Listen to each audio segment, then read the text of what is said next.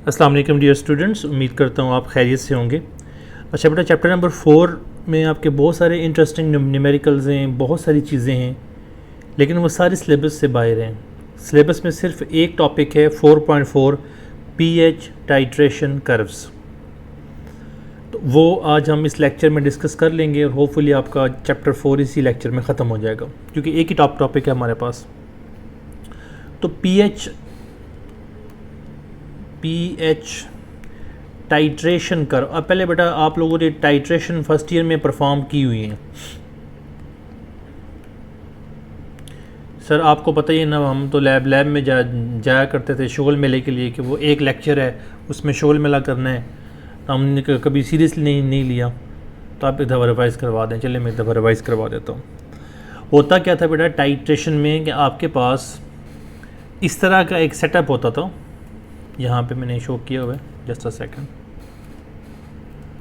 कि आप क्या क्या करते थे। पाइपेट की मदद से एसिड सॉल्यूशन जो है वो आपने ऐड किया है। फॉर एग्जांपल यहाँ पे आपने एसिड का सॉल्यूशन ऐड किया है।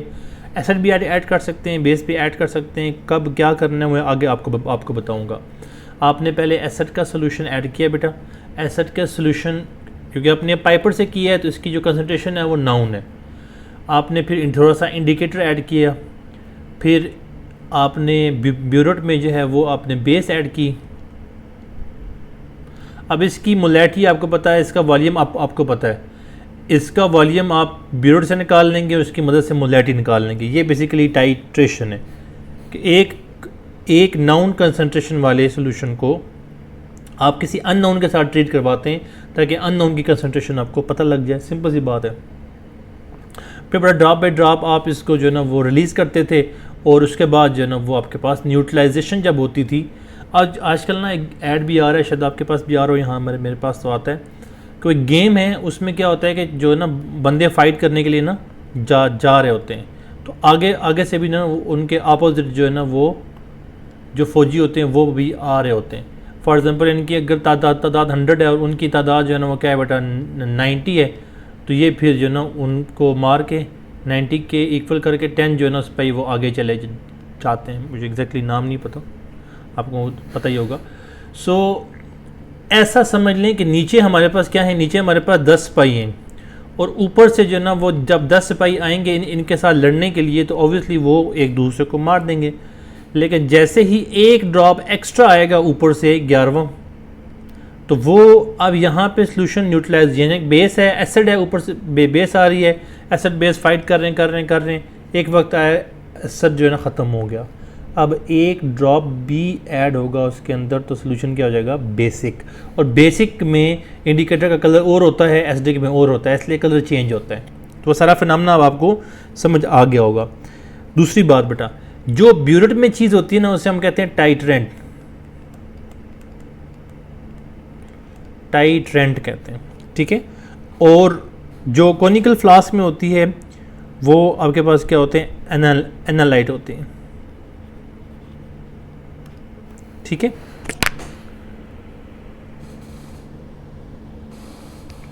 अब समहाउ इसको हम ऐसे भी कैटेगराइज करते हैं कि टाइट्रेंट समहाउ वो चीज़ होती है जिसकी हमें कंसंट्रेशन पता हो, और एनालाइट वो होती है जिसकी हमने एनालिसिस करनी हो। बेसिकली आप ये अंडरस्टैंड कर लें, एनालाइट वो है जिसकी अननोन कंसंट्रेशन है, और टाइट्रेंट वो है जिसकी कंसंट्रेशन हमें पता है। समहाउ हम एसिड ऊपर कर लेते हैं, बेस नीचे कर लेते हैं, और उसमें कोई फ़र्क नहीं पड़ता, टाइट्रेशन कर्व में वो सेम आता है, ठीक है। अब यहाँ पे एक बात है बेटे, जब एसिड और बेस के मोल्स क्या हो जाएं, बराबर हो जाएं। जब क्या हो, मैंने कहा 10 के इक्वल हो जाए, जब मोल्स ऑफ एसिड इक्वल हो जाएं मोल्स ऑफ बेस के, मोल्स ऑफ एसिड इक्वल हो जाएं मोल्स ऑफ बेस के, इस पॉइंट को क्या कहते हैं बेटा, इस पॉइंट को कहते हैं इक्विवेलेंस पॉइंट। इस पॉइंट को क्या कहते हैं, इक्विवेलेंस पॉइंट। तो पीएच टाइट्रेशन कर्व फिर क्या होगी, इक्विवेलेंस पॉइंट क्या था बेटा, वो हमने क्या कहा कि इक्विवेलेंस पॉइंट के बारे में हमने पढ़ लिया। एनालाइट हमने देख लिया जिसकी कंसंट्रेशन हमने फाइंड करनी है। टाइट्रेंट का मतलब होता है जो हेल्प करता है कंसंट्रेशन फाइंड करने में। ये बेसिक जो थे हमारे पास पॉइंट थे। तो टाइट्रेशन कर्व क्या है? Curve of pH versus titrant. ठीक है, ये क्या है? इट्स अ ग्राफ कह लो या कर्व के graph of pH Y axis पे होगी versus volume of titrant, volume of titrant in centimetre cube. तो वो जो ग्राफ होता है उसे पीएच कर्व कहते हैं। सिंपल सी बात है। अब आपके पास ना केसेस हैं। केसेस कौन से हैं बेटे?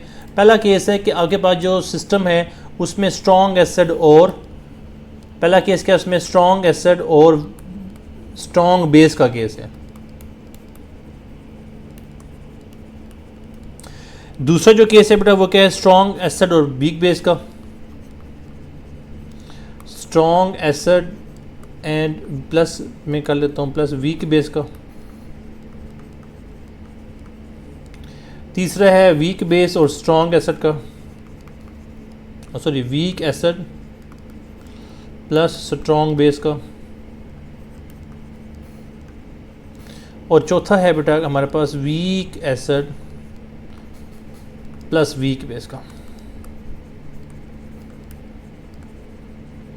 अब इक्विवेलेंस पॉइंट क्या है? जहां पे इनके मोल्स हो जाएं इक्वल।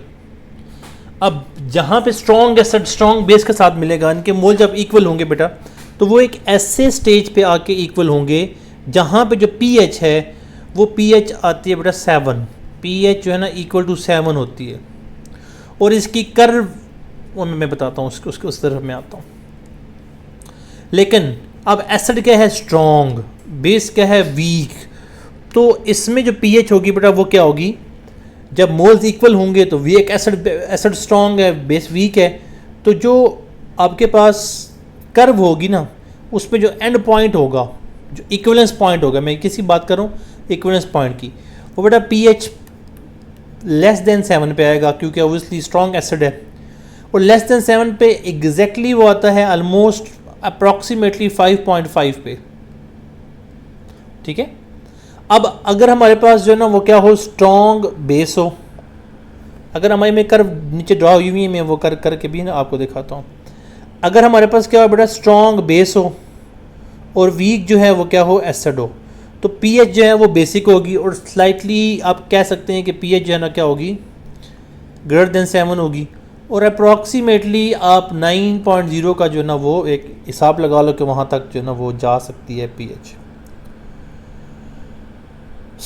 अब बात करते हैं जी आखिर में वीक की। वीक का जो है ना, एक तो इसमें कोई प्रेडिक्टेबल चीज़ नहीं होती। राउंड अबाउट इसका इक्विवेलेंस पॉइंट जो है ना आप कंसिडर कर सकते हैं 7 पे ही, कि दोनों वीक है तो ऑलमोस्ट वो 7 पे ही लेके आएंगे। लेकिन इसमें काफ़ी जो है ना क्योंकि एसिड भी वीक बेस भी वीक, तो ऑलमोस्ट 7 पे इसको हम कंसिडर करते हैं। लेकिन इसकी कर्व सबसे डिफरेंट होती है, वो मैं अब कर्व में आपको बताता हूँ। अब ये आपको समझ लगी कि एसिड और बेस का जब मोल इक्वल होते हैं तो वो पॉइंट कहलाता है इक्विवेलेंस पॉइंट। पहली बात, मुख्तलिफ पीएच पे ये इक्विवेलेंस पॉइंट आता है क्योंकि कभी स्ट्रॉन्ग एसिड होता है, कभी स्ट्रॉन्ग बेस होता है। हमने 4 केसेस डिस्कस किए हैं। पहला केस है कि पहले केस में क्या है हमारे पास, कि इस केस में हमने जो है वो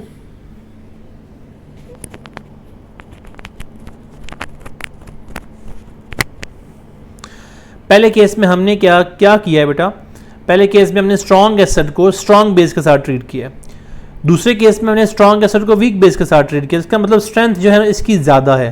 तीसरे केस में इसकी स्ट्रेंथ ज़्यादा है, बाकी केसेस में इनकी स्ट्रेंथ क्या है? कम है। तो जहाँ पे स्ट्रेंथ दोनों की ज़्यादा वहाँ पीएच, जहाँ पे 7, जहाँ पे दोनों की वीक वहाँ पीएच 7, और ये 5.5 जो ना, हम ये याद रखिए कि एमसीक्यूज़ पॉइंट ऑफ व्यू से बड़ा ज़रूरी है। अब टाइट्रेशन कर्व को आपको करना पड़ेगा ड्रॉ। वो कैसे करते हैं, क्या होती है, पहले उसको मैं ज़रा डिस्कस कर लेता हूँ। तो ये बेटा जो पहली टाइट्रेशन कर्व है ना, फिगर 4.2 जो है, ये आपके पास है स्ट्रॉन्ग एसिड और स्ट्रॉन्ग बेस की। किसकी है? स्ट्रॉन्ग एसिड और स्ट्रॉन्ग बेस की। अब देखो आपके पास वाई एक्सिस पे क्या है? पीएच है, और पीएच की रेंज कितनी होती है? 0 से 14। ये जो पॉइंट है ना यहाँ पे 7 है, इससे ऊपर बेसिक है, इससे ऊपर जो है नीचे जो है वो क्या है, अल्कलाइन है। नीचे एसिडिक है, ऊपर अल्कलाइन है। अल्कलाइन लिखें या बेसिक लिखें, बात एक ही है, ये ना इंटरचेंजेबल टर्म है, ठीक है। तो अब यहाँ लाइन डॉटेड लगी, इसका मतलब ऊपर वाला हिस्सा बेसिक, नीचे वाला हिस्सा एसिडिक, क्योंकि ये पीएच के एतबार से है। फिर यहाँ कंसंट्रेशन है कि किसकी कितनी कंसंट्रेशन इस्तेमाल हुई है, ठीक है। अब 25 सेंटीमीटर क्यूब, अब क्या इस्तेमाल हुआ 25 सेंटीमीटर क्यूब, वो इस्तेमाल हुआ यहाँ पे पहले केस में इस्तेमाल हुआ है एसिड। अगर एसिड इस्तेमाल होगा बेटे तो पीएच इनिशियल जो होगी वो स्टार्ट होगी एसिडिक से। नहीं समझे, बताता हूँ। देखो अगर मैंने बेस इस्तेमाल किया ना यहाँ पे, जो अगर मैंने कंसंट्रेशन इस्तेमाल की बेस की, तो पहले जो सोल्यूशन था वो क्या था, बेसिक था, तो पीएच यहाँ से स्टार्ट होगी, ठीक है। तो हमारे पास जो है क्या है, पीएच ऑफ टाइट्रेशन कर 1 मोलर HCl था, जिसके साथ हमने NaOH को ऐड करते रहे, तो वो 1 मोलर क्या था, 25 सेंटीमीटर क्यूब था। तो पहले जो है ना वो क्या हुआ कि एसिडिटी बरकरार रही, लड़ते एक वक्त आया एकदम जो है वो क्या हो गया, बढ़ गई। अब यहाँ पे क्या होगा कि बेस एसिडिटी कम होगी, अब सोल्यूशन क्या हो गया, यहाँ पे न्यूट्रल कंडीशन में आ गया। अब अगर और आप बेस ऐड करेंगे तो एक वक्त आएगा वो अपनी बेसिक पीएच पे पहुँचेगा और उससे आगे फिर वो कांस्टेंट हो जाएगा, क्योंकि वो उसकी मैक्सिमम पीएच वही होती है। क्लियर हो गया। तो अब ये जो 13 पे जाके रुका है, NaOH की 13 पे जाके जो है ना, जिसकी जो भी कंसंट्रेशन आपने यूज़ की है वो 13 पे जाके रुक जाती है पीएच के ऊपर। तो ये है बेटा टाइट्रेशन कर्व। अब आपने करना कि अब आपने इसी को आपने HCl की बजाय NaOH यूज़ कर लिया। तो पहले सोल्यूशन कौन सा था, पहले सोल्यूशन था बेसिक, तो फिर यही कर्व आएगी, लेकिन ये ऐसे करके आ जाएगी। कैसे करके, जहाँ पे जो ड्रा हुई है, ठीक है। तो इनिशियली क्या है, 13 पे है, तो 13 से कर्व जो है ना वो ड्रा होके नीचे आ जाएगी। इधर जो पॉइंट फॉर एग्जाम्पल 1 पे, तो 1 पे आ जाएगी। इन दोनों केसेस में इक्विवेलेंस पॉइंट सेम रहेगा, बस कर्व भी सेम रहेगी, बट क्या है कि इनिशियल पॉइंट और फाइनल पॉइंट में क्या आएगा, डिफरेंस आ जाएगा। पहले इनिशियल पॉइंट जो था यहाँ पे इनिशियल पॉइंट बेटा क्या है, बेसिक है, और फाइनल पॉइंट जो है वो क्या है, एसिडिक पॉइंट है। ऊपर वाली कर्व में उल्टा था, पहले एसिडिक इनिशियल पॉइंट था, फाइनल पॉइंट जो था वो क्या था, इक्विवेलेंस पॉइंट के हो के वो बेसिक था। क्लियर हो गया यहाँ पे। अब जो नेक्स्ट डायग्राम है बेटा, जो नेक्स्ट कर्व है, सॉरी डायग्राम बोल गया हूँ, जो नेक्स्ट कर्व है, ये कर्व है आपकी स्ट्रॉन्ग एसिड। हमने पहली जो कर्व पढ़ी है बेटा वो है वीक एसिड और स्ट्रॉन्ग एसिड स्ट्रॉन्ग बेस की। अब जो हम पढ़ने लगे हैं वो है स्ट्रॉन्ग एसिड वीक बेस की। स्ट्रॉन्ग एसिड यहाँ से आपको दिख रहा है ना कि ये 1 पे पीएच है, इसका मतलब स्ट्रॉन्ग एसिड होगा। जो पीएच रुक रही है वो 11 पे रुक रही है, इसका मतलब वीक है। अगर मैं आपको कहूँ ये ऐसे ही देख के बताओ कि इसमें एसिड स्ट्रॉन्ग है या वीक है, तो आप देखो 1 पे है पीएच जितनी कम उतना स्ट्रॉन्ग एसिड, और इधर पीएच जितनी ज़्यादा उतना स्ट्रॉन्ग बेस, ठीक है।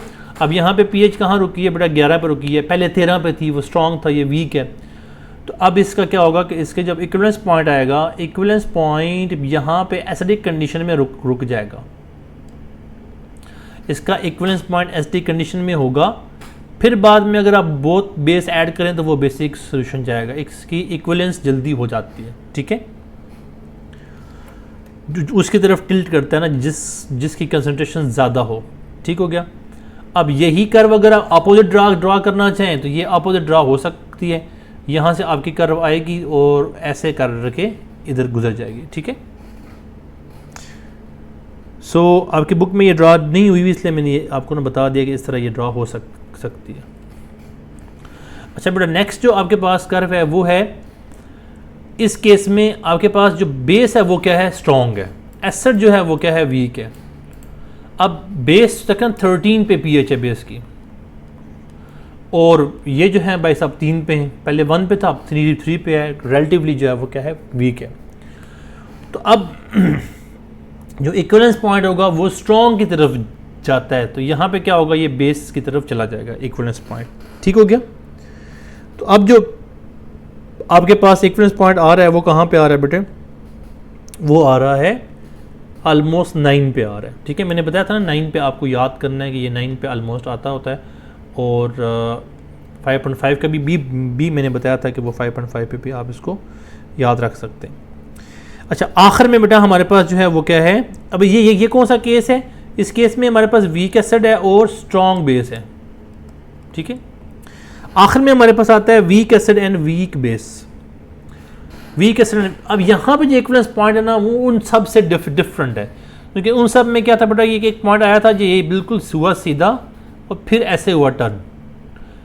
यहाँ पे जो पॉइंट आया ना, ये पॉइंट इक्विवेलेंस पॉइंट जो ना वो आ तो 7 पे गया, आ किस पे गया 7 पे, लेकिन जो कर्व है वो आपकी कर्व कोई अच्छी नहीं है, इसीलिए इसको हम कहते हैं point of inflection, point of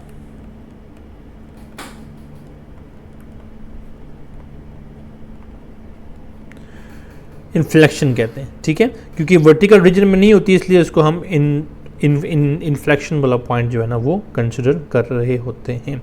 सो बेटा ये आपका टॉपिक था, मुकम्मल तौर पे ये टॉपिक है आपका। इसके बाद आपके पास जो है ना वो कंसेप्ट असेसमेंट है कि titration was found to this so unknown concentration of the, नहीं ये आपका उसके अंदर शामिल नहीं होता पहले वाला। Draw a pH titration curve, ये मैं आपको करवा देता हूँ इसलिए कि एक ही लेक्चर में हमारा जो है ना वो ख़त्म हो जाए चैप्टर। कहते हैं draw a pH titration curve when 20 centimetre cube, ये आपकी क्या है बेटा, कॉन्सेप्ट असेसमेंट आख नंबर जो है ना वो 4 पॉइंट, मुझे नहीं दिख रहा क्या लिखा हुआ है, लास्ट जो है ना आपके पास कॉन्सेप्ट असेसमेंट है। उसमें कहते हैं कि पीएच टाइट्रेशन कर्व आपने ड्रॉ करनी है, आपने पीएच टाइट्रेशन कर्व ड्रॉ करनी है और उसमें क्या करना है जी, 20 सेंटीमीटर क्यूब आपके पास क्या है, HCl है, ब्यूरेट में आपने ऐड किया है, और 20 centimetre cube of aqueous solution of ammonia है प्रेजेंट इन कोनिकल फ्लास्क, और 20 सेंटीमीटर क्यूब बेटा क्या है आपके पास, अमोनिया है इन कोनिकल फ्लास्क, ये फ्लास्क में है, और ये क्या है बेटा, ये आपके पास ब्यूरेट में। तो इनिशियल पीक जो आपके पास स्टार्ट होगी वो बेस से स्टार्ट होगी, यहाँ पे फ्लास्क में क्या है उसके ऊपर आपकी इनिशियल पॉइंट स्टार्ट होता है।